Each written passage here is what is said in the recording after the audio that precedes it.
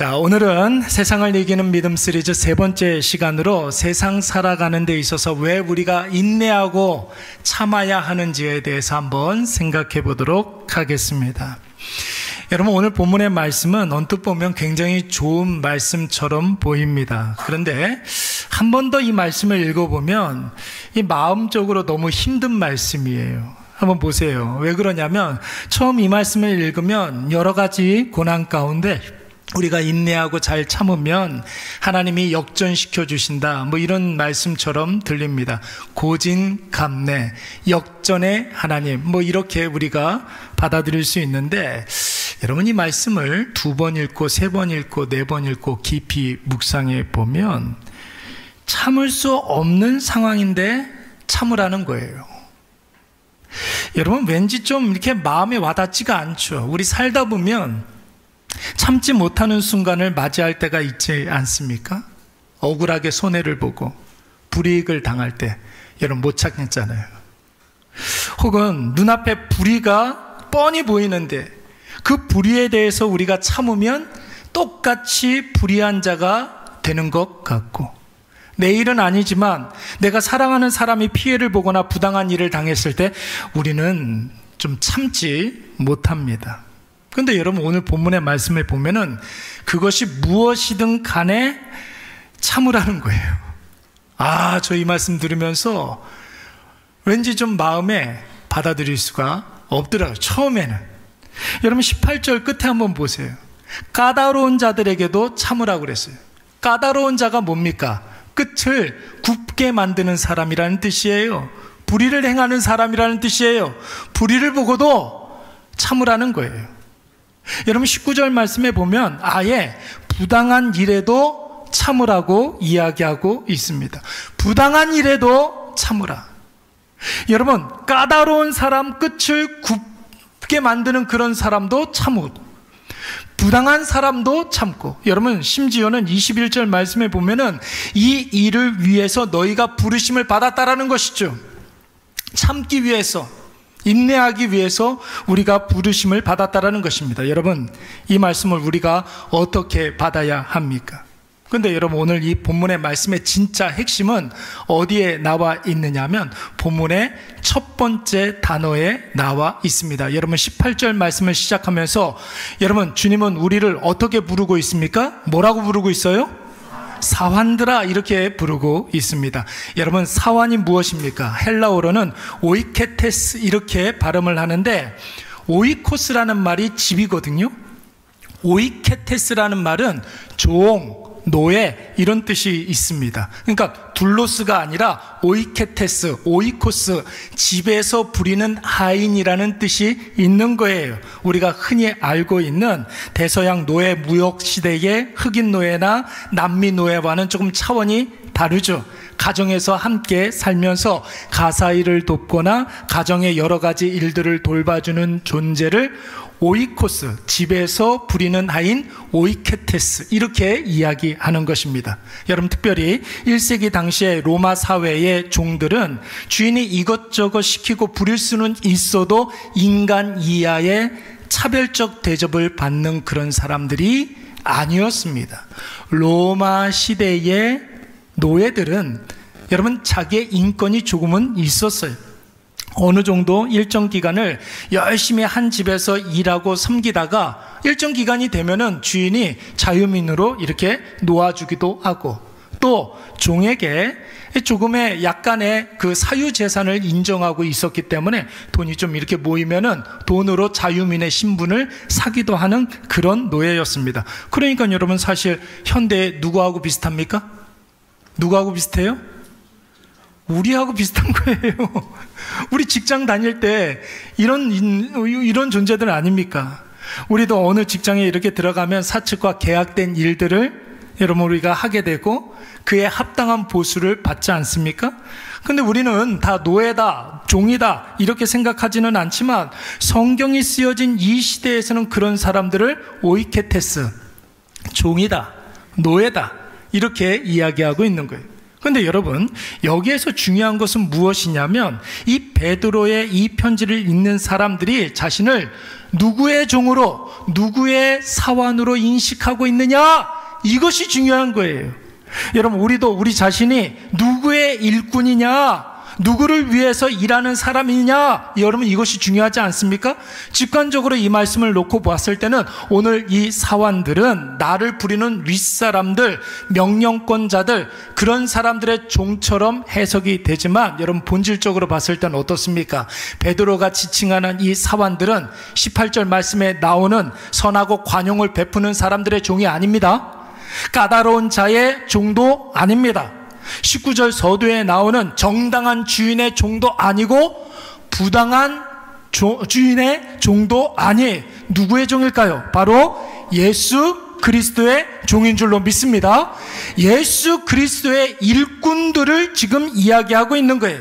여러분, 우리가 살면서 내가 누구인가 이것을 바르게 인식하고 사는 거 굉장히 중요한 일이잖아요. 그냥 나의 나됨으로 살게 되면 여러분, 나 중심적으로 사니까 뭘 해도 용서가 됩니다. 그렇죠? 제가 여러분 목사예요. 내가 목사라는 사실을 인식하지 아니하고 인간 고사몬으로 살아가게 된다면 여러분, 목사라는 사실을 까맣게 잊어먹고 고사몬으로 살아가게 되면 제가 하고 있는 모든 일들이 다 이해가 되고 용서가 됩니다. 근데 여러분, 내가 하는 모든 일들이 다 이해가 된다고 해서 목사가 해야 할 일을 한다고 볼 수는 없지 않습니까?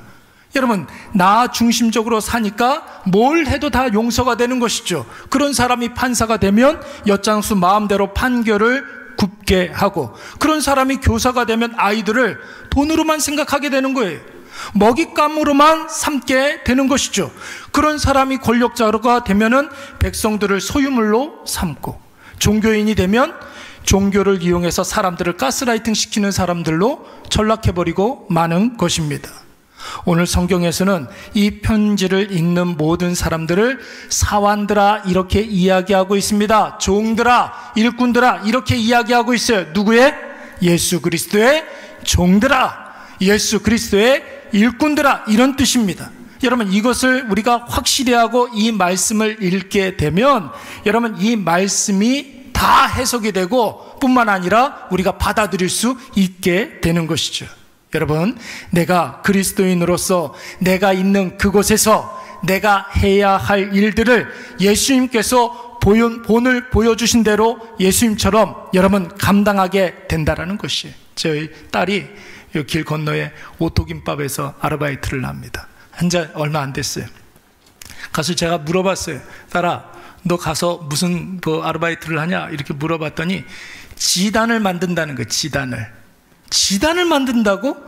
아니, 한 번도 만들어보지 못한 애가 어떻게, 엄마도 못하는 게 그걸 어떻게 하냐? 이렇게 제가 물어봤어요. 그랬더니 뭐라고 그랬냐면 사장님이 먼저 시범을 보여주고 가르쳐 줬다라는 거예요.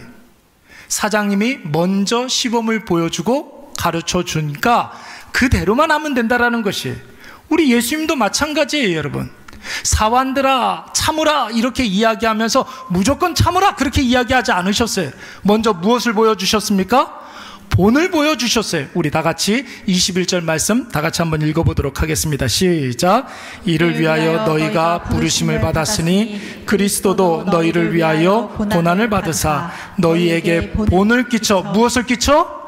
본을 끼쳐, 계속 다 같이 시작. 그 자취를 따라오게 하려 하셨느니라. 아멘. 여러분, 1세기 당시에 수많은 핍박 가운데 있었던 그리스도인들이 그럼에도 불구하고 참고 인내해야만 하는 이유, 예수 그리스도의 종이기 때문에 그런 거예요. 오늘날 저와 여러분이 각자의 삶 속에서 당하는 셀 수도 없는 어려움과 힘듦을 감내해야 하는 이유, 왜 그렇습니까? 예수님도 그렇게 하셨기 때문에, 예수님이 원하시는 바가 바로 모든 일들에 참고 인내하는 것이기 때문에 우리도 예수님처럼 참고 인내해야 될 줄로 믿습니다. 그렇다면 여러분, 무엇을 위해서 우리가 참고 인내해야 되느냐? 여러분, 이것도 중요하지 않겠습니까? 예수님도 참고 우리도 참아야 하는 그 일, 여러분 우리 다 같이 25절 말씀 다 같이 읽습니다. 시작. 너희가 전에는 양과 같이 길을 잃었더니 이제는 너희 영혼의 목자와 감독 되신 이에게 돌아왔느니라. 무엇을 위해서? 길 잃은 양 목자에게 돌아오게 하는 것. 그 일을 위해서 우리가 까다로운 사람들에게도 참고, 선하고 정당한 사람들한테도 우리가 참고 인내해야 된다는 거예요. 삶의 목적 없이 살아가는 자들을 이 땅의 유일한 소망이신 예수 그리스도에게 돌아오게 하는 것, 생명 없이 죽은 송장처럼 살아가는 자들에게 예수 생명을 불어넣어주기 위해서 오늘 우리가 까다로운 사람들에게도 감내해야 되고, 부당하게 고난을 받아도 매를 많기도 하고 슬픔을 오기도 해도 여러분 그때 우리도 참을 수 있어야 된다는 거예요. 여러분, 우리가 살아가는 이 시대를 한번 보십시오. 여러분, 이 성경이 쓰여질 그 당시보다 여러분 오늘날 2025년도 얼마나 다양화되었고 비교도 안 될 만큼 얼마나 복잡해졌습니까? 그래서 그런지 여러분, 요즘 들어서 각자가 자기 말이 옳다고 주장하는 사람들이 굉장히 많아진 것 같아요. 뿐만 아니라 그냥 주장하는 것이 아니라 그들의 주장이 과거보다 얼마나 세졌는지 모릅니다. 물론 여러분, 문명은 과거보다 비교할 수 없을 만큼 발전했고 여러분 편리해졌고 재밌어졌습니다. 여러분 한번 생각을 해보세요. 조선시대 왕이 더 편할까요? 아니면 2025년도를 살고 있는 우리가 더 편할까요? 우리가 훨씬 더 편하겠죠. 예. 세상이 많이 복잡해지고 다양화되었지만 많이 편리해지고 재밌어졌습니다. 그러나 여러분, 사회를 한번 보세요. 더 많이 분열되지 않았습니까? 인간의 정서는 과거보다 훨씬 더 피폐해지지 않았습니까?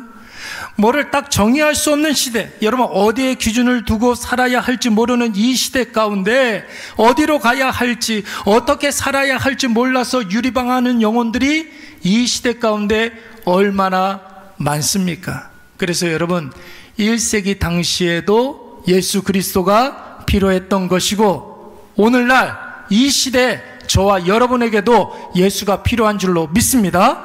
예수가 이 땅의 유일한 목적이 되시고 소망이 되어서 작고 사소한 일을 하는 사람도 예수를 믿기 때문에 여러분 행복을 누릴 수 있게 되어야 하는 것이고, 예수님을 믿기 때문에 아무리 아무도 알아주지 않아도 여러분 뿌듯함을 느끼고 승리감을 느끼고 예수 믿음, 예수 구원, 이 확신을 가지고 여러분 이 세상에 우리가 부속품으로 살아가는 것이 아니라 예수님의 그 은혜로 이 세상을 압도하며 살아갈 수 있게 하는 것, 여러분 이것이 바로 복음이 주는 선한 영향력이고 복음이 주는 생명력인 줄로 믿습니다. 이 일을 위해서 우리가 예수 그리스도의 일꾼으로 쓰임받아야 된다는 거예요. 여러분, 예수님께서 우리를 불러주실 때에는 생명 없는 자가 예수 그리스도로 말미암아 생명을 얻게 하기 위해서 우리를 불러주신 것입니다. 예수 생명을 가지고 예수 구원을 누리는 저와 여러분을 통해서 세상에 고립된 영혼들에게 예수 생명, 예수 복락을 누리게 하는 것이죠. 여러분, 이 일을 위해서 예수님은 예수님의 일꾼들에게 어떤 특별한 세력을 만들려고 하지 않았어요. 여러분, 이 일을 위해서 그럴싸한 어떤 사회운동을 전개하라고도 하지 않았습니다. 어떤 강력한 어떤 주장을 하라고도 하지 않았어요. 여러분, 우리 존재의 이유가 되시는 예수님이 가르쳐 주시고 보여주신 대로 내가 있는 그 곳에서 묵묵히 내가 해야 할 일들을 감당하면 되는 거예요. 그게 바로 길 잃어버린 그런 사람들이 목자에게로 돌아오게 하는 것이고, 생명 없는 자들에게 예수 생명으로 인도하는 것입니다. 여러분, 이 편지를 쓰고 있는 베드로를 한번 보십시오. 여러분, 베드로 하면 제일 먼저 떠오르는 게 뭡니까? 결정적인 순간에 예수님을 몇 번 부인했습니까?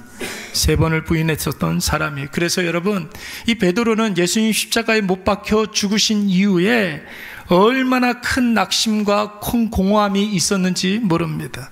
지금까지 내가 뭘 한 거지? 뭐 이런 생각을 했어요. 이제 내가 뭘 해야 되나? 갈릴리 호수를 이렇게 바라보면서 나는 도대체 뭔가?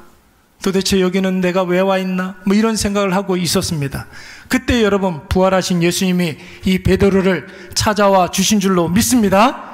죽은 자가 다시 살아온 것도 놀라운 일인데 다시 사신 예수님이 배신자 베드로를 책망치 아니하시고 평상시처럼 여러분 아침밥을 이렇게 차려 주셨어요. 제일 먼저 하신 일이 뭐냐면 아침밥을 차려 주시고 일단 먹고 기운을 차리라고 말씀해 주셨습니다. 여러분, 그래서 아침밥은 사랑인 거예요. 그렇죠? 예수님께서 배신했던 베드로에게 제일 먼저 하셨던 말씀은 이거 먹고 기운을 좀 차리라는 거예요. 그리고 식사를 다 마치고 난 다음에 예수님 베드로에게 질문을 하셨습니다. 뭐라고 질문을 하셨습니까? 요한의 아들 시몬아, 네가 그냥 사랑하느냐가 아니라 이 사람들보다 나를 더 사랑하느냐, 이렇게 질문을 하셨어요. 네가 왜 나를 부인했느냐 책망하실 줄 알았는데, 어떻게 나한테 이럴 수가 있느냐 하실 줄 알았는데, 예수님 베드로에게 하셨던 말씀은 네가 나를 사랑하느냐, 이렇게 질문을 하셨던 거예요. 차라리 좀 몇 대 맞고 말면 좋을 텐데 사랑하느냐 이렇게 질문을 하시니까 베드로가 좀 애매하죠. 그래서 베드로가 진심을 예수님께 이야기합니다. 내가 주님을 사랑하는지 누가 더 잘 아신다는 겁니까? 주님께서 나보다 더 잘 아십니다. 이렇게 고백을 했어요.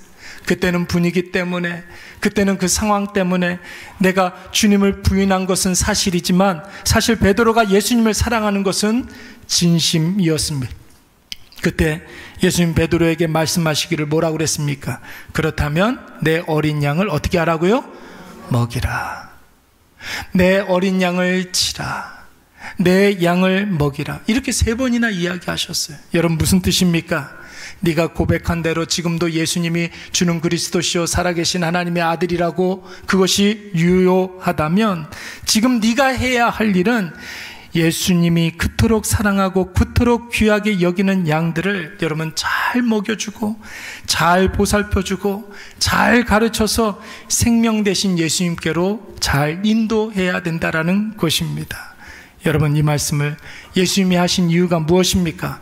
앞으로 베드로가 평생을 주님의 일꾼으로 살면서 오이케테스로 살면서 매일 스스로 자기 자신에게 질문해야 된다라는 것이, 제가 여러분들에게 늘 말씀드리지 않습니까?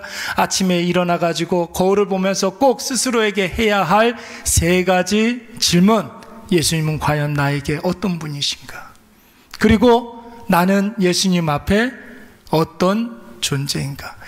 예수님이 나의 구주와 주님이 되어주시고 나는 예수님의 제자요 하나님의 자녀라고 한다면, 그렇다면 지금 내가 무엇을 해야 하는가? 여러분, 우리의 일평생 가운데 이 3가지 질문은 항상 나 스스로에게 하고 정확한 대답을 할 수가 있어야 하는 것입니다. 여러분, 이 3가지 질문에 대해서 우리가 분명한 대답을 할 수 있어야 삶의 고난, 외부의 박해 이런 것과 상관없이 우리가 가치 있는 인생 살 수가 있는 것입니다. 저는 가끔 가다가 유튜브를 통해서 양치는 개의 영상을 가끔 봅니다. 여러분, 우리는 양치는 개 하면 흔히 이런 모습을 많이 생각을 하죠. 이 이름 뭐예요? 흔히 이제 양치는 개 하면은 보더컬리를 많이 이렇게 들어요. 보더컬리입니다. 근데 여러분, 이 보더컬리는 양을 모으는 개예요. 양을 관리하는 데 있어서 용도별로 쓰임을 받는 개들이 다 따로 있습니다. 이 보더컬리 같은 경우에는 흩어져서 이 목초지에서 풀을 뜯고 있는 양들을 이렇게 모아오는 개예요. 아까 전에 말씀드린 이 보더컬리는 그런 개고, 어떤 개는 목자가 이제 앞장서서 양들을 이동시킬 때, 여러분, 목자가 지팡이를 쥐고 이렇게 따라오면은 그 뒤에 있는 양이 그 지팡이 보면서 따라오잖아요. 그러면 다른 양들은 앞장선 양의 꼬리를 보면서 따라오게 됩니다. 그런데 이 양이 눈이 너무나 나쁘기 때문에 대열에서 이탈하는 양들이 있을까요? 없을까요? 있죠. 대열에서 이탈하지 못하도록 관리하는 개가 또 따로 있어요. 그게 바로 셰퍼드예요. 조금 등치가 좀 큰 개, 엉엉 막 이렇게 짖어도 이 양들이 자기가 지금 대열을 이탈하고 있다는 사실을 알 정도의 그런 개. 또 어떤 개는 밤에 양들이 자고 있을 때, 여러분, 양은 또 자기를 보호할 수 있는 기능이 별로 없습니다. 늑대나 승냥이 떼로부터 양을 지키는 덩치가 굉장히 큰 개가 있습니다. 보시기에는 여러분 얼마 커 보이지 않지만 사람보다 큰 개가 있어요. 양들과 함께 이렇게 자면서 자고 있는 양들을 여러분 늑대나 승냥이 떼로부터 지켜주는 그런 개가 있습니다. 그러니까 여러분, 양치는 목자에게 있어서 개가 없으면 양 관리하는 데 있어서 굉장히 많은 어려움을 겪게 되는 것입니다. 근데 여러분 보세요. 목자의 입장에서 보면 개가 너무나 필요한 존재이지만 양의 입장에서 보면 여러분 어떻습니까? 이 개가 굉장히 귀찮은 존재이죠. 폼이 있게 좀 이렇게 풀 좀 뜯어 먹으려고 하면은 그냥 옆에서 와가지고 지저대고 목자가 부른다고 빨리 불려오는 거예요. 나 가고 싶은 대로 길을 나서면 무슨 큰일이나 난 것처럼 난리를 치고, 밤에 좀 잠 좀 자려고 하면 부스럭거리는 소리에도 개가 일어나서 지저대고 순찰 돌고. 여러분, 양의 입장에서 보면 얼마나 귀찮겠습니까? 양치는 개들을 이렇게 가만히 보고 있노라면, 야, 내가 저 개구나, 그런 생각을 종종 하게 돼요. 왜 그렇습니까? 가끔가다 옛날 목사님들은 그런 이야기 한 적이 있어요. 뭐냐면 성도들은 양이고 목사가 뭐라는 겁니까? 목자다, 이렇게 이야기하시는 분들이 종종 있었는데 저는 그 말에 동의하지 못합니다. 예, 목자는 누구밖에 없습니까? 예수 그리스도밖에 없는 거예요. 목사를 굳이 이야기하자면 여러분 어떤 존재예요? 양치는 개예요, 개. 사실 목사는 목자가 아니라 양치는 개죠. 목자이신 예수님이 여러분 사랑하는 양들을 잘 관리할 때 그때 쓰임받는 여러분 개가 바로 목자입니다. 양치는 개들이 여러분 자기 할 일 다 했다고 받는 보상이 뭐예요? 목자이신 예수님이 이렇게 어루만져 주면서 옳지, 잘했어, 이 말 한마디밖에 없는 거예요. 이 말 한마디면 되는 거예요. 목사만 그렇습니까? 저만 개입니까? 여러분은 어떻습니까? 목사만 개예요? 여러분들도 다 마찬가지. 아직 예수 믿지 않는 자들에게, 이제 막 예수님을 믿는 자들에게 우리는 다 양치는 개요, 양 지키는 개요, 양을 돌보는 개가 되어야 합니다. 여러분, 양 모는 개가 양 몰다가 다칠 수 있습니까? 없습니까? 다칠 수 있죠. 자기 다쳤다고 여기 치료해달라고 그런 개는 없어요. 여러분, 다치더라도 자기가 돌봐야 하는 그 개를, 양을 돌봅니다. 어떤 덩치 큰 개는 한밤중에 양떼를 급습하는 승냥이 떼 한 67마리, 여러분 1대7로 그렇게 싸우는 개도 있어요. 여러분 가끔 가다가 그런 개들 본 적이 있습니까? 미국이나 이렇게 서양에 그런 개들이 좀 있는 것 같은데, 목에 큰 이렇게 스파이크가 달린 그런 목걸이 이렇게 달고 다니는 그런 개들 본 적이 있어요? 그런 게 있죠. 큰 개들한테 그런 걸 채워놓잖아요. 그게 무슨 용도겠어요? 승냥이 떼나 늑대랑 싸울 때에 여러분 습성이 뭐예요? 어디부터 뭡니까? 목부터 물잖아요. 그거 물지 말라고 그걸 채워놓는 거예요. 예. 양을 잘 지키라고. 여러분 혼자서 사투를 벌여요. 막 물리기도 하고 다치기도 하고 심하면 목숨을 잃을 수도 있습니다. 그런데 여러분 개는 절대 물러섭니까? 물러서지 않습니까? 죽더라도 물러서지 않아요. 가끔 가다가 양이 대들 때도 있어요. 아유, 여러분 개가 얼마나 귀찮습니까? 그래서 여러분 뿔로 그냥 막 박아요. 예, 자기를 지키는 개를 막 박아요. 그때 여러분 개가 어떻게 하는지 아십니까? 어떻게 해요? 납작 엎드려요. 양의 뿔이 닿지 않아요. 땅에는 높이가 있기 때문에 아무리 뿔로 개를 공격한다 할지라도 개가 납작 엎드리기만 하면 절대로 공격을 받을 수가 없습니다. 그리고 기다리는 거예요. 공격이 끝날 때까지 기다리는 거예요. 예. 그리고 자기 할 일을 해요. 여러분 지금 베드로가 주의 일꾼에게 이것을 이야기하고 있는 것이죠. 주를 위해 열심히 일을 할 때 고난이 있다, 힘듦이 있다, 어려움이 있다, 그때 어떻게 하라고요? 납작 엎드리라는 거예요. 그러면 결국 목자가 때가 되었을 때 어떻게 합니까? 막 어루만져주면서 옳지, 잘했어, 그렇지, 잘했어, 이거 한마디면 되는 거라고요. 여러분 19절 말씀해 보시면 부당하게 고난을 받아도 누구를 생각함으로? 하나님을 생각함으로 슬픔을 참을 수 있다는 거예요. 부당하게 고난을 당하도 하나님을 생각함으로 슬픔을 참으면 어떻게 하다고요? 아름답다고 그랬어요. 그의 인생이 아름다워진다고 그랬어요. 여러분 20절 말씀에서도 보세요. 선을 행함으로 고난을 받고 참으면 누구 앞에서 아름답다고요? 하나님 앞에서 아름답다라는 거예요. 이게 무슨 소리예요? 옳지, 잘했어, 어이구 이런 거예요. 여기서 여러분 아름답다 하는 말은 토브라고 이야기하는데, 히브리어로 토브라고 이야기하는데, 여러분 이 토브라는 말이 성경에서 제일 많이 쓰여진 성경이 있어요. 창세기 1장에. 언제 많이 쓰였을까요?